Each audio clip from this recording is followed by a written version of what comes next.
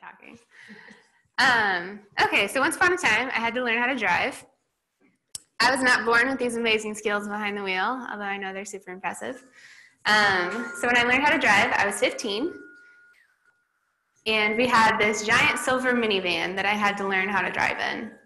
And since I'm really close with my mom, and is that gonna, good? Okay. So I was 15 when I learned how to drive. We had this big silver minivan that I learned in. And since I'm really close with my mom, and she's clearly the better driver between her and my stepdad has crashed multiple cars. I expected that my mom would be the one who taught me how to drive.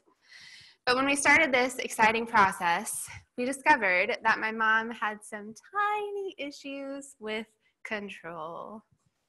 Now I understand. I was 15. 15-year-olds should not be trusted behind the wheel of this speeding metal missile that we call a car. But it went a little beyond some simple trepidation at my fledgling skills. Stop! Stop! Stop! You're gonna hit something! She would scream at me in terror. Now, to be clear, I learned how to drive in the back lot of a cornfield. There were literally miles and miles of nothing but dirt. I couldn't have hit something if I tried. Even a coyote, they were probably running faster than I was going in that car. To be clear, I also learned how to drive in Santan Valley, Arizona. What? You've never heard of Santan Valley, Arizona? Exactly. It's tiny. And back then, it wasn't even Santan Valley, Arizona, because it was too small to even be a town. There was nobody around. There was no traffic because traffic needs people. This was the silver platter of learning how to drive in the least stressful, least risky environment possible. But despite this, my mom did not believe that I would not kill us when I was behind the wheel, and she tried desperately to control me so that I wouldn't crash into anything. Also, to be clear, I never hit anything, despite her consistent and loudly voiced opinion that I was imminently in danger of doing so at any moment. So when it became my sister Becky's turn to learn how to drive, my mom's control issues resurfaced. Now I'm pretty easygoing, not that Becky isn't, but she takes a little less kindly to being yelled at. My mom's backseat driving was not quite her jam. So, as my mom was trying to offer her helpful suggestions as they drove around together, like, stop, you're gonna hit the pole, you're turning too hard, wait, the pole. Becky didn't appreciate it. Mom, stop, she said. I'm in control, not you. Let me drive, I can do it. It's kind of like that scene at the end of Finding Nemo, where Nemo's gonna go into the net to save Dory, and his dad tries to stop him, and Nemo's like, I can do it, Dad. Just let go. So my mom took a deep breath. She relaxed, and she surrendered control of the car to my sister. And she slammed into a pole. It was hilarious. It's probably just because she's too short to see over the dashboard. My sister's very short. And an excellent driver now. I will put that in there. Anyway, today is all about surrendering control. And so I probably should have picked a better story to illustrate that yes, indeed, we should surrender control. You're like, Megan, if I surrender control, clearly all these 15-year-olds in my life are going to crash us into a pole. Well, they might, you know. 15-year-olds aren't great at driving. But to be serious, I think a lot of us feel like my mom did, sitting in the passenger seat of that old silver minivan with us 15-year-olds behind the wheel. She was not in control, and she knew that it would be better if she was in control because she wouldn't hit a pole. Maybe you feel like your 15-year-old in your life is your spouse. Man, if I could just control them and get them to do X, Y, Z and change ABC, then our lives would be so much better. Or maybe your 15-year-old is your literal child. They might not yet be 15, but they will one day. Man, if I could just get Johnny to do his homework and behave and eat his stupid peas, life would be so much better. If I could just control all his choices and make him do things my way, he would be such an awesome person. Maybe your 15-year-old is your coworker or your classmate. Man, you just cannot trust them to do their work, or really to do a good enough job at their work. Why don't you just take over the group project or the work task and make sure that it's really A+ material? Because if you're in control, you know it will be good. Maybe your 15-year-old is the general direction that your life is going. You're like, I'm single right now, but I think things would be a lot better if I was married. I'm going to take control and make that happen. Come here, miscellaneous single person. Let's get married. Or you say, my timeline for my life says that I'll have a house by this age, and I'm this age, and by golly, I don't have a house. I will buy one and take control of the situation. Maybe your 15-year-old behind the wheel is God. You're like, God, I know that you're driving the car right now, but I really think that I could do it better than you. Why don't you just let me sit in the driver's seat, and I'll decide what job I get, who and when I'll marry, how many kids I'll have, the kind of talents and opportunities that you'll bless me with, the trials that I'll face, none. And basically the whole direction of my life, because I don't know if you know this, God, but I'm really good at driving, and I'm not so sure that you are. How many of us take this attitude towards others and life and God? I know that I do. I want to be in control. I want everything to work out the way that it should. I want for people to be better than they are. I want my life to go the way that I want it to. I want God to do things my way. I want to be in control. But no matter how much I want to be in control, I'm not driving the car. And I'm sorry to tell you, but you aren't either. Now, I'm not saying that a 15-year-old is, but I can definitely say that it's not you and me. How can we learn to surrender our desire for control, our desire to manipulate and fix and handle everything and everyone around us? Because as much as we think controlling everything and everyone around us is keeping us from hitting poles, it's not. It's actually destroying us. And unless we learn how to surrender control to the one who is in control, we will be afraid, angry, hurt, bitter, anxious people, and absolutely out of control. So why do you want to be in control? Some of you are like, I'm not a control freak. I just want you to do things the right way, my way. So this is the first reason that some of us try and control the world and people around us is pride. We feel like our way is the right way, the best way, the only way that things should go. We think we know best, that our plans are better, our ideas are better, our method is better. And since in general we think we want things to go better, well, we might as well just do them my way, because my way is the right way. I tend to notice this kind of control when my husband loads the dishwasher.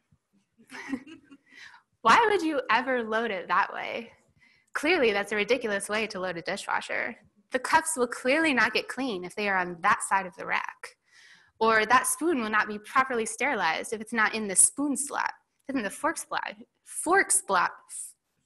I can't talk. If it's in the fork slot, it clearly will not get clean. Shockingly, though, all the dishes still do get clean when my husband does it the wrong way. Sometimes we want to be in control because we're prideful.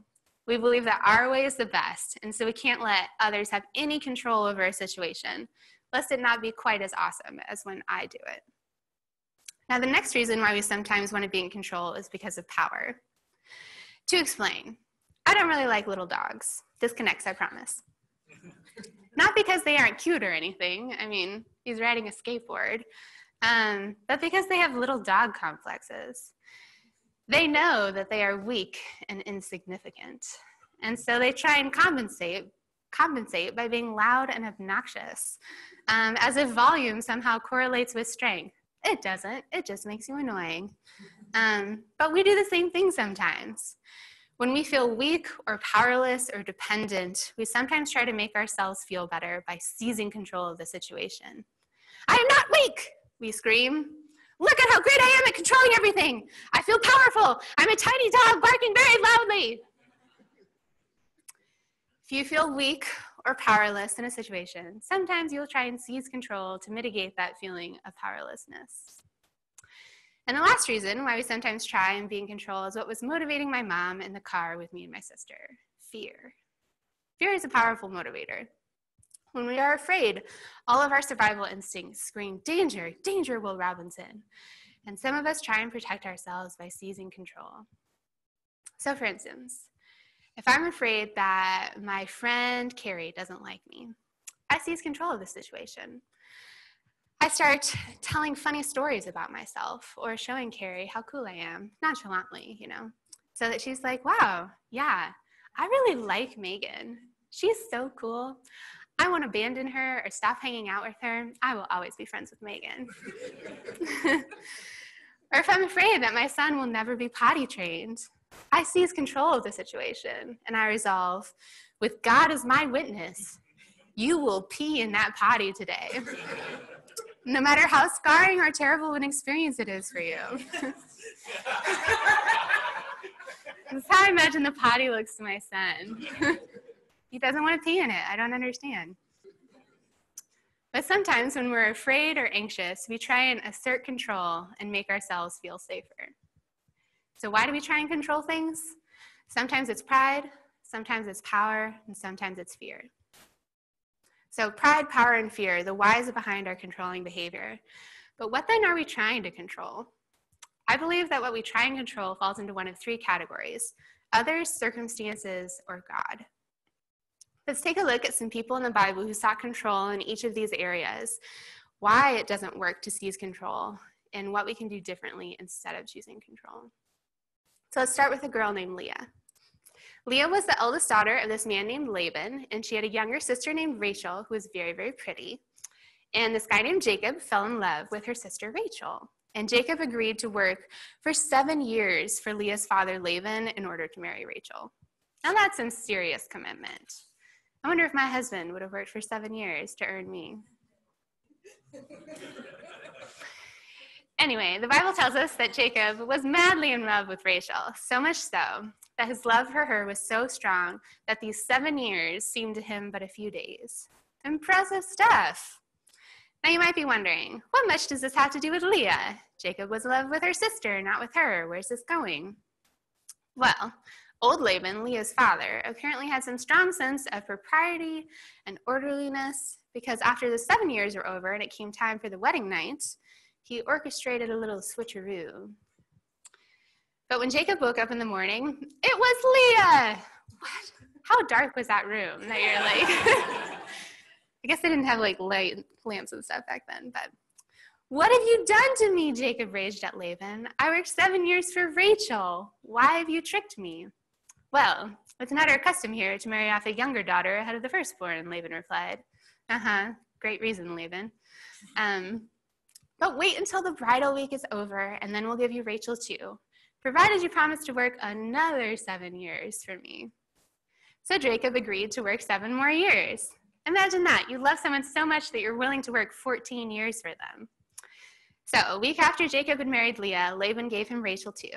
So Jacob slept with Rachel too, and he loved her much more than Leah. Yeah, this is super sad. This is not an awesome situation. And it's a situation that neither Leah, nor Jacob, nor Rachel wanted to be in. Jacob loved Rachel. He wanted to marry Rachel. He worked to marry Rachel. But Laban got involved, and Leah ended up in the middle of this. So it's not really anybody's fault except for Laban's, but it's a crummy situation that they're now stuck in and they have to live with for the rest of their lives. And the Bible tells us that Leah was unloved by her husband Jacob. And that's a terrible situation. No one wants to be unloved or unappreciated or overlooked. And in the midst of her hurt and feelings of powerlessness and weakness to be loved, Leah then spends the rest of her life trying to control how her husband feels about her. So Leah became pregnant and gave birth to a son. She named him Reuben, for she said, "The Lord has noticed my misery, and now my husband will love me." She soon became pregnant again and gave birth to another son. She named him Simeon, for she said, "The Lord heard that I was unloved, and he has given me another son." Then she became pregnant a third time and gave birth to another son. He was named Levi, for she said, "Surely this time My husband will feel affection for me since I have given him 3 sons. The story is super sad, and it doesn't ever get better. Because Leah spends her whole life angry and bitter because she's trying to control and manipulate Jacob's affection for her. And she can't do it.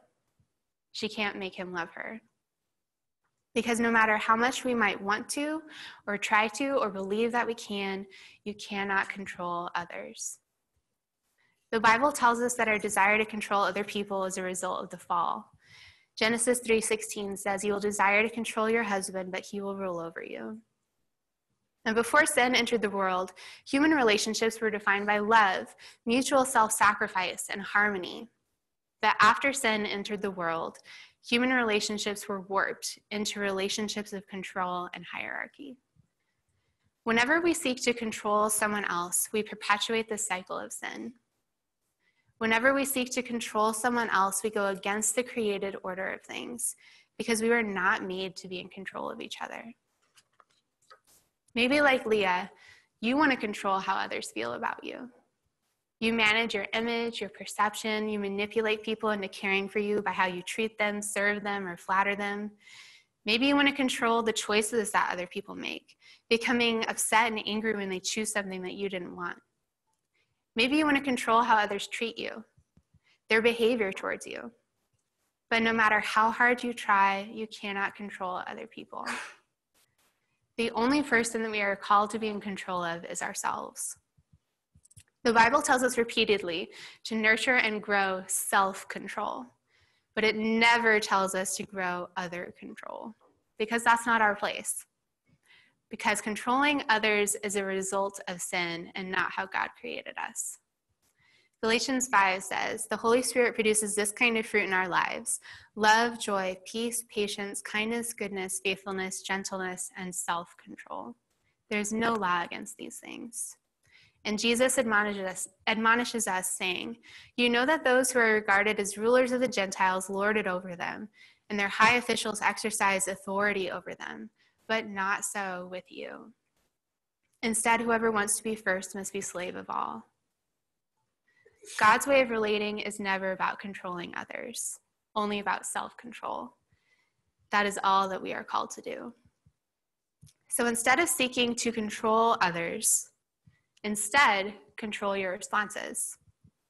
We cannot control the choices or behaviors that others choose, but we can control how we respond to them. We can control ourselves. How do I respond when someone does something that I don't like or that I don't want them to do? Am I defensive, venomous, blaming, sarcastic, angry, petty, dismissive? Do I try and manipulate them emotionally by withdrawing or getting angry or giving the cold shoulder or nagging them? Do I try to cajole and sweet talk and morph myself so that they'll do what I want them to do? Are my responses about love, or do my responses reveal my sinful nature? Instead of controlling others, control your responses. Choose to be kind, gentle, thoughtful, considerate, firm, and loving. Don't obsess over the choices or attitudes of others. Monitor the grace, kindness, and love of your choices and attitudes. We are not called to control others, and it is futile to try and control others. But we are called to control ourselves. Instead of trying to control others, make sure that you are monitoring, growing, and maturing how you respond, the choices that you make, even in the face of disappointing choices or attitudes from others. So that was Leah. She tried to control others from a place of feeling weak and powerless to make her husband love her. But what about her sister Rachel? Well, Rachel had control issues too. But instead of trying to control others, Rachel tried to control her circumstances. See, while Leah was over here having a ton of kids to try and make Jacob love her, Genesis tells us that Rachel could not conceive. Now, the Bible is pretty clear that Rachel's ability or non-ability to have children does not in any way affect Jacob's love for her. He loves her regardless.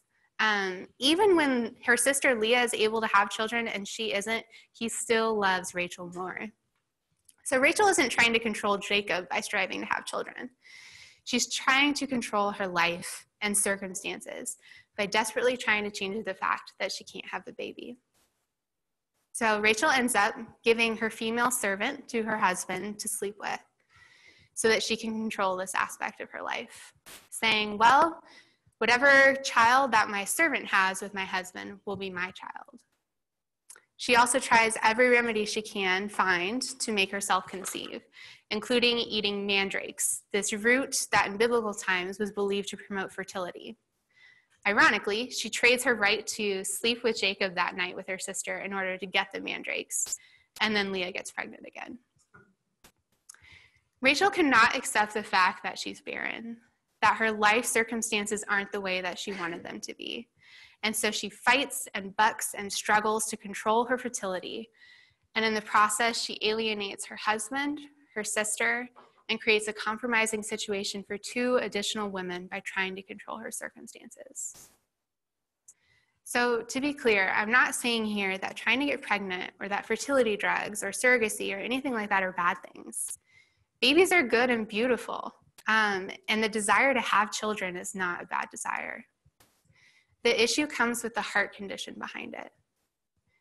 When your desire to have anything moves from desire to obsession, from a hope to a need, from a mindset of it happens, to a if it doesn't happen, I'll die, we have entered into a very dangerous area.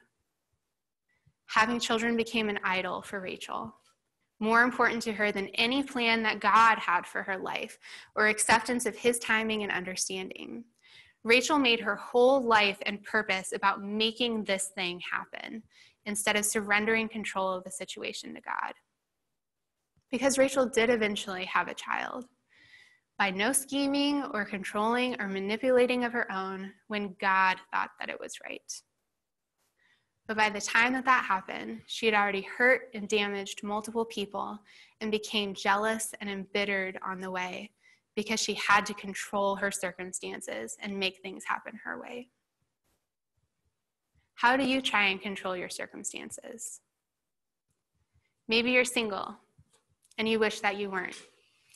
Maybe you try and control your relationship status, trying desperately to get a boyfriend or girlfriend. Maybe you're trying to control your college timeline or your career timeline. I'll get this internship, and then I'll work in this lab, and then I'll get this promotion, and then I'll transfer to this location. And then when it doesn't happen the way that you planned, it's crushing and infuriating. Maybe you're trying to control your time, micromanaging and planning every second of your day. So if there's an interruption or if something doesn't go perfectly, your day is ruined and you are angry and you treat people poorly. Instead of controlling our circumstances, we need to embrace our limits. God did not make us omnipotent, independent, infinite beings. That's what God is. We are limited, dependent, unknowing people, and that's the way that it's supposed to be. God made us to need rest and sleep. Embrace that limit. Go to sleep. God made us so that we live in the present and we don't know what the future holds. Embrace that limit. Enjoy the present. God made us with weaknesses and trials and differences. Embrace those limits. Use them to develop your reliance not on yourself and your own control, but on God. Paul shares with us 3 different times I begged the Lord to take it away. Each time he said, "My grace is all you need. My power works best in weakness." So now I am glad to boast about my weaknesses so that the power of Christ can work through me.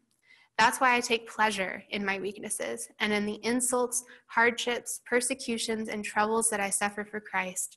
For when I am weak, then I am strong. Rather than trying to control your circumstances and attempting to change things that are beyond your control, embrace your limits. Love the life that God has blessed you with and given you right now, instead of pining for something different. Find how God is growing you and teaching you and changing you in the midst of a hard season, a season of want or a season of frustration. See how his power works best in weakness, and see how his grace is sufficient. So finally, we're going to take a look at one of Jesus' disciples, Peter, who spent a lot of time trying to control God. Now, Peter had the distinct advantage of hanging out with God in the flesh. So we get to see a lot of him literally trying to control God. This is from Matthew 16. From then on, Jesus began to tell his disciples plainly that it was necessary for him to go to Jerusalem, that he would suffer many terrible things at the hands of the elders, the leading priests, and the teachers of religious law.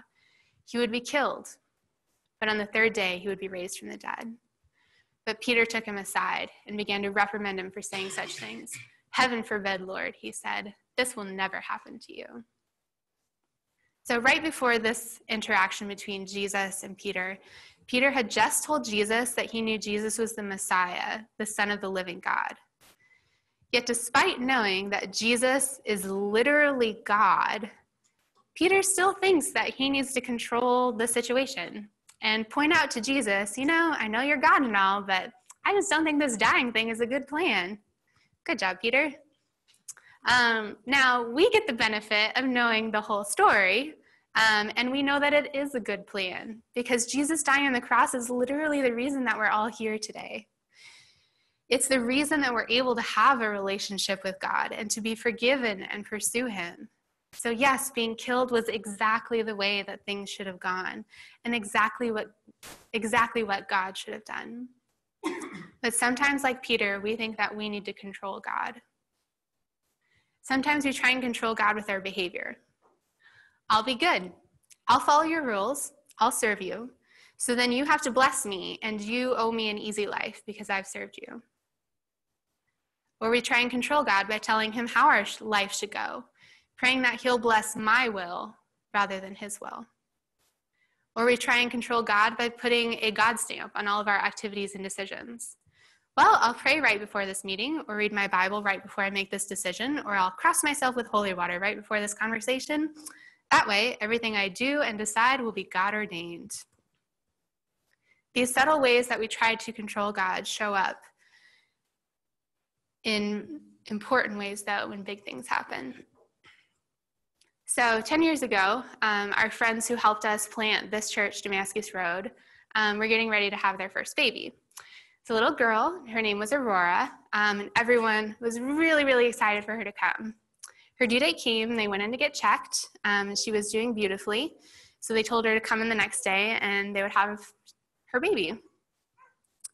But when they came in the next day, they couldn't find Aurora's heartbeat.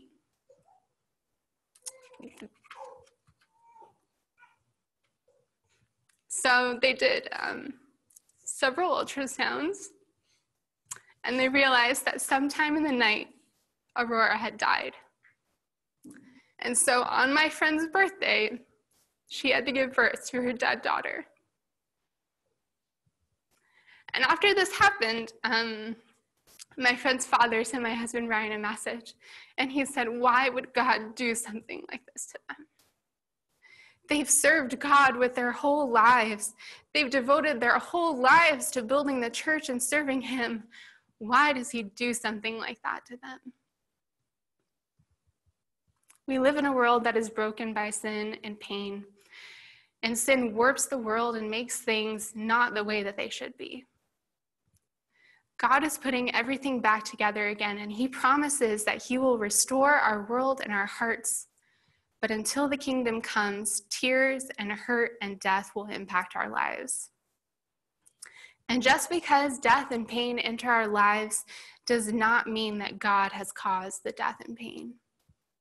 Most of the pain and horrible things that happen in this world are a result of the brokenness of our world and because of human sin, not because God caused them to happen to us. What God promises, though, isn't that we will never experience pain. In fact, he does promise that in this life we will face troubles and sorrows because that is the reality of our broken world. But what he does promise is that he will work everything to his good purpose, including the bad and broken things that happen. God promises that our eternity is secure, that he loves us, that he cares for us, that he will walk alongside us when bad things happen, and that in the end, he will make everything right again. But until that day comes, what I do know is that we can't manipulate and control God into giving us easy, stress-free, pain-free lives. Just because we serve him doesn't mean that everything will be okay. Just because we are good Christians doesn't mean that nothing bad will ever happen to us.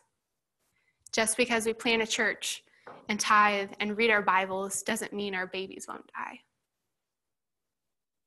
But if the only reason that you serve God is to make sure that nothing bad ever happens to you, you're doing it for the wrong reason. Because you can't manipulate or control God into owing you an easy life. And this is really hard stuff.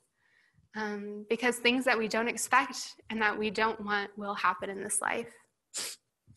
And it's hard to see past the pain and horrible things that can happen in this world. And it's easy to believe that God owes you something different because of how you've behaved. But if we take this mindset, we can find ourselves believing that if bad things happen, then God doesn't love us. Or we believe that he doesn't have good plans for us, and that is not true. Like Peter, you'll only be able to see death or pain as inherently bad, and you'll try to control God and tell him that death and pain aren't on the table for me. But God has the bigger picture. Imagine if Peter had been in control instead of God. Jesus never would have sacrificed himself on the cross for your sins or for my sins. Though in Peter's mind, death and suffering were the worst possible things in the world, Jesus knew better. And he knew why the pain and suffering was necessary. Jesus turned to Peter and said, "Get away from me, Satan. You are a dangerous trap to me. You are seeing things merely from a human point of view, not from God's." Instead of trying to control God, we need to develop trust in him. One of the reasons that my mom freaked out when we were learning to drive was because she didn't trust our driving skills. And that lack of trust was warranted. 15-year-olds are not trustworthy behind the wheel. They're hormonal and they're impulsive.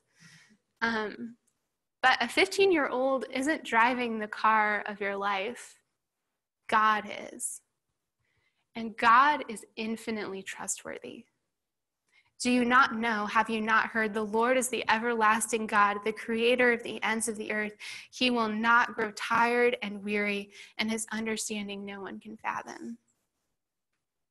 One of the amazing reasons that we try to control God is because we don't trust him. We don't trust that his ways are higher than our ways. We don't trust that his plans for us are good and for our benefit. We don't trust that he is dependable and faithful. We don't trust that he knows what he's doing and that he loves us. If we trusted him, we wouldn't be afraid to surrender control because we would know that he's got it and that his ways are better than ours. Proverbs 3 tells us, "Trust in the Lord with all your heart and lean not on your own understanding. In all your ways submit to God, and he will make your path straight." You can say that you trust God all you want, but you reveal your lack of trust when you won't surrender control of your life to him. Because God isn't the 15-year-old behind the wheel. You are. You can't control anything beyond yourself. You are not strong enough. You are not big enough. You are not powerful enough. You are not smart enough. You are not loving enough. You are not capable enough. You are not faithful enough. But you know who is? God is. And he's got it under control. Just let him drive, let go, and he will take you on the adventure of a lifetime. Psalm 46:10 says, "Be still and know that I am God." Other translations translate that "be still" as cease striving, or let go, or relax. That's all we need to do with God. We just need to trust that even if we can't see it in the moment, he has bigger and better plans than we could ever imagine. Moses answered the people, "Do not be afraid. Stand firm and you will see the deliverance the Lord will bring you today. The Lord will fight for you. You need only to be still." Each of us is trying to control something. Maybe for you right now, it's others. Maybe for you right now, it's your circumstances. Maybe for you right now, it's God. But no matter what you're trying to control in this season, you can't control anything but yourself. If you're trying to control others, instead control your responses. If you're trying to control your circumstances, instead embrace your limits. If you're trying to control God, instead learn to trust him, because he is trustworthy. So my mom isn't the only one with control issues in the car. I'd never really thought of myself as a control freak because I don't know that many people think of themselves as control freaks. But a couple years ago, I started freaking out in the car. I was really worried that my husband Ryan was going to crash into something. I would grab his arm each time he didn't slow down fast enough, or I'd scream, "Watch out!" every 5 minutes. I was sure that he hadn't seen that oncoming car or the lights changing. Needless to say, Ryan did not really appreciate my newfound backseat driving skills because Ryan is a really good driver. He's a better driver than I am, and he's driven the car for the majority of the 7 years that we've spent together. He's never had a serious accident. The last time he got pulled over for speeding was freshman year of college. I don't have any reason to think that he's going to kill us behind the wheel. But control isn't rational. I think we like to legitimize it to ourselves and think, well, I had to take control of that situation. Otherwise, nothing would have ever happened. Or otherwise, everything bad would have happened. We would have hit a pole. But Ryan's skill behind the wheel hasn't changed one bit. Only my perspective and attitude had changed. That's what had suddenly made me feel like I had to control him and the situation. Trying to control people isn't rational because you can't control people.